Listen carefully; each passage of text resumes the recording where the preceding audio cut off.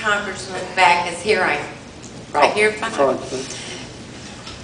I'm disabled and been disabled for 6 years. I'm on Medicare.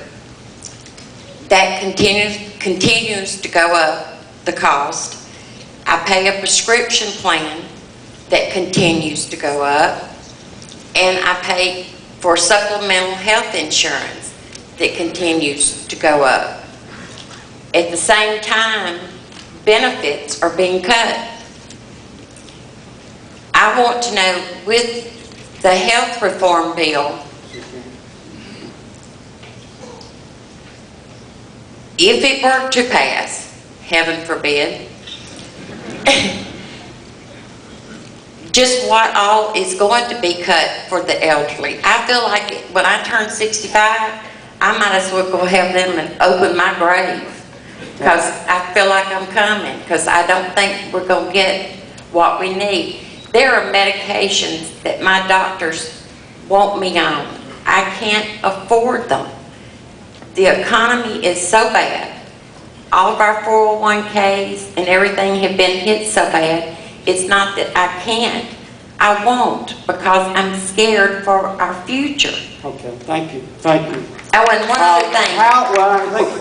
One other thing, and this is not healthcare reform, but what is going on with the immigration law? All right, there is a connection.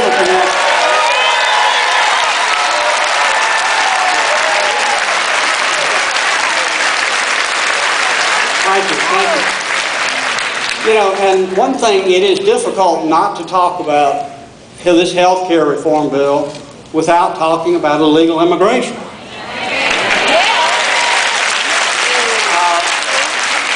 Because that is a part and parcel of what you're seeing. You're seeing a government that cannot pay the cost today of Medicaid and Medicare, and let me add two others. S-chip.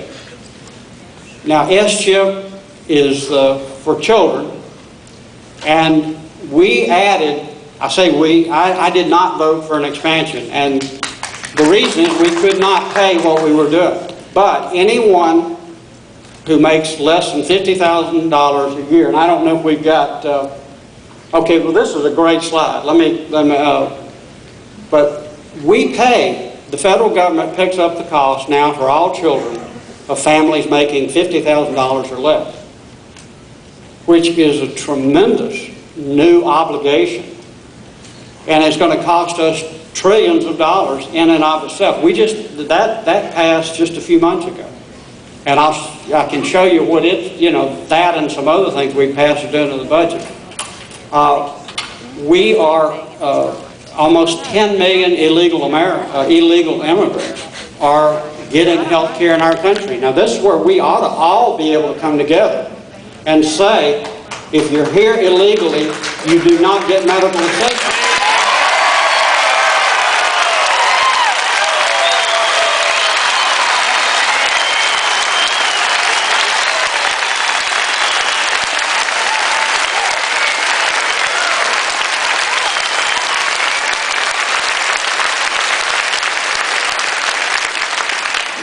There are some in this room that would say, yes, we should.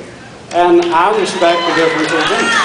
I don't share that opinion. But let me say this. What I'm saying is, I'm saying that I don't agree. That there are some that do. And let me say this. We had a vote in Congress, and some of the members of Congress said we ought to pay for illegal immigrants medical care as part of this new plan. Part of this new plan. And here was the vote. We had an amendment in committee requiring screening of applicants for subsidized health care rejected in the committee. In other words, I voted, I wasn't on the committee, but I've told you, and I'll say again in case anybody didn't hear. I oppose giving anything in this bill to illegal immigrants. Okay?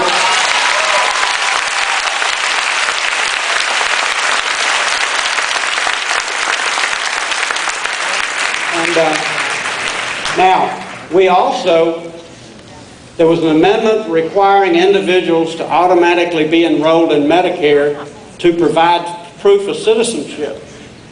That was rejected by the committee.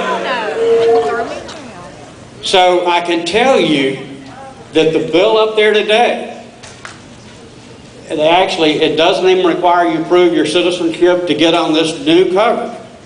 Now, who's going to pay for this new coverage, including, obviously, everybody that has health insurance and those on Medicare and Medicaid. Now, why will they? Well, because you have to reduce, there's just so much money. So you're going to have to reduce benefits, you're going to increase co-pay, and everybody's going to pay. And that's why we need, let me tell you this, we desperately need in this country, and we have needed to control our borders.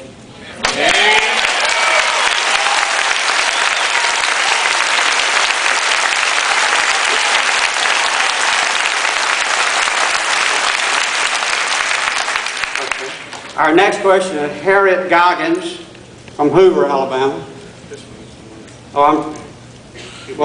Now that's after that. The next one is Linda Tatum. Well, let me see. Was there any other slides on that one y'all thought were better? Okay. Linda Tatum from Calera, Alabama. Yes, you answered one of my questions just a moment ago because I was concerned as to why I've paid into Medicare since 1965. Why should my benefits be cut to pay for people that has never paid anything into it? They shouldn't. Y'all heard the question, and I agree with Ms. Tatum. We're asking those same questions. And yet we know that it has to, there has to be cuts if this thing passes. I mean, it absolutely has to be. Oh, you have. And not only have you paid into Medicare, and other people in this room, 83% of the Americans have a job where it's provided with them. They bargain for that. Or they pay for their health care.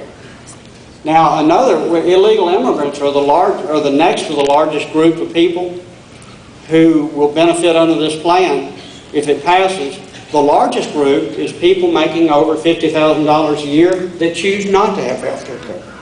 So the government's just going to come in and say, we're going to give it to you. Even though you may not, you could get it now, but you don't even, you could pay for it now. I have a son, and I know there's some UAB students here tonight that are in support of this legislation. Would y'all stand up or clap, or are you here? Well, I was told. Okay. One thing that I want to say to you students, my son, our oldest son, by the way, was in the U.S. Marines. So you have a congressman, and of course I served, but my son also served. But our youngest son has worked 8 hours a day and gone to the University of Alabama. And he pays $117 every month to Blue Cross for his health insurance. And I will say this to any student here in Alabama. If your family, or if you make, a certain amount of money, you make under a certain amount, you get Medicaid. If you don't, I believe that you ought to pay $117 a month. And I don't believe, I'm concerned about our students, and let me tell you, I am supporting legislation that'll allow co-ops and pools. It'll allow a university to form a health care plan. It was